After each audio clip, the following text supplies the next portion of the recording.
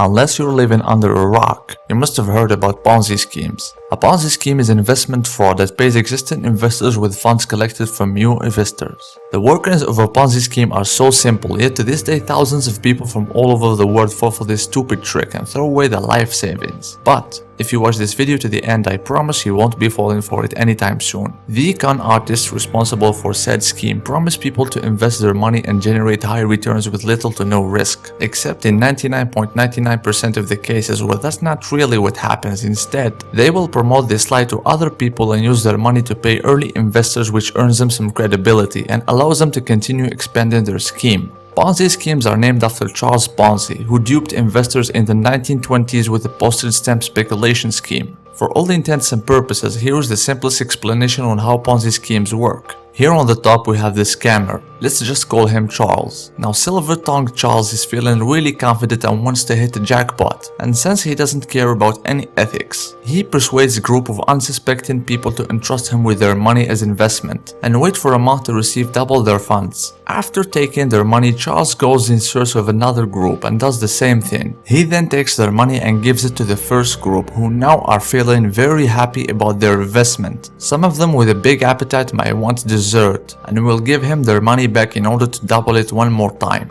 Now little Charles has a thing going on. He will keep taking in people's money and little by little keep extending the delay period from 1 month to 2 months until he has accumulated enough funds, which he will take a run away with.